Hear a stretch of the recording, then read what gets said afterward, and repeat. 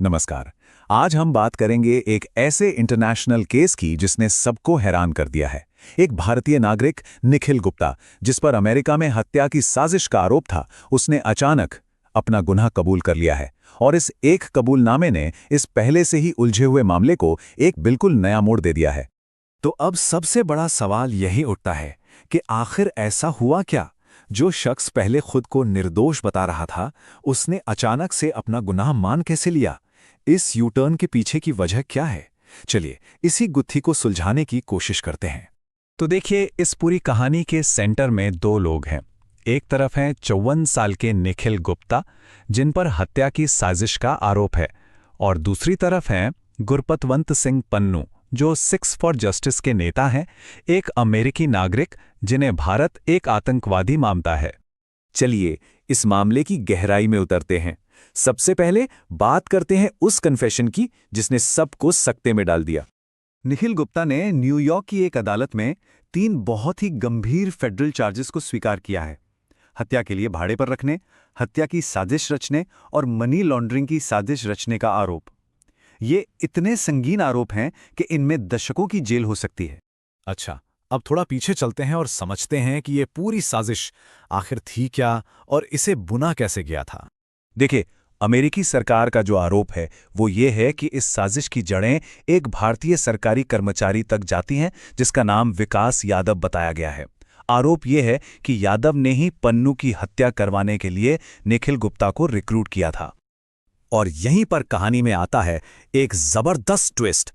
गुप्ता ने जिसे हत्या करने के लिए हायर किया, वो कोई कॉन्ट्रैक्ट किलर नहीं, बल्कि अमेरिकी लॉ एनफोर्समेंट का ही एक अंडरकवर एजेंट था।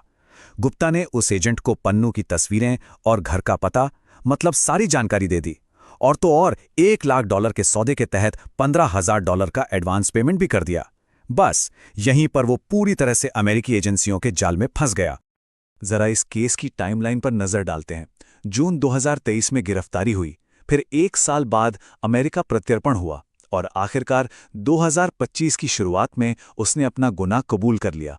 अब सबकी निगाहें 29 मई 2025 पर हैं, जब अदालत उसकी सजा का ऐलान करेगी।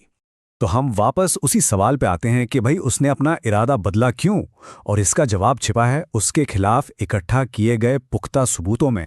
प्रोसिक्यूटर्स के पास इतने पक्के सबूत थे, मतलब एक ऐसा जाल था जिससे गुप्ता का बचना लगभग नामुमकिन था। उनके पास इनक्रिप्टेड मैसेजेस थे, अंडरकवर एजेंट के साथ हुई बातचीत की पूरी रिकॉर्डिंग थी, और पैसों के लेनदेन के ठोस सबूत भी थे।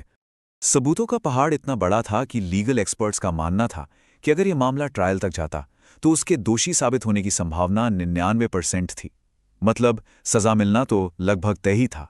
तो जब इतने सारे सबूत सामने हों, तो फिर गुनाह कबूल करना एक स्ट्रैटेजिक मूव बन जाता है। चलिए, जरा इसका हिसाब किताब समझते हैं। अगर गुप्ता मुकदमे का सामना करता और दोषी पाया जाता तो उसे 40 साल तक की जेल हो सकती थी, लेकिन अपना गुनाह कबूल करके उसकी सजा घटकर 20 से 25 साल के बीच रह सकती है। ये उसकी जिंदगी के लिए एक बहुत बहुत बड़ा फर्क है। तो मतलब सीधा सीधा ये है कि गुनाह कबूल करने से उसे अपनी सजा में 10 से 15 साल की कमी मिल सकती थी। अब सोचिए, 54 साल की उम्र में यह फैसला, जेल में अपनी बाकी जिंदगी गुजारने और बाहर की दुनिया में एक और मौका पाने के बीच का था।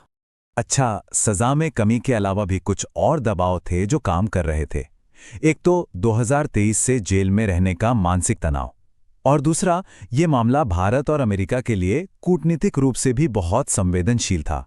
एक लंबा और पब्लिक ट्रायल दोनों देशों के रिश्तों में और तनाव पैदा कर सकता था, तो इसे जल्दी खत्म करने का एक अदृश्य दबाव भी हो सकता है।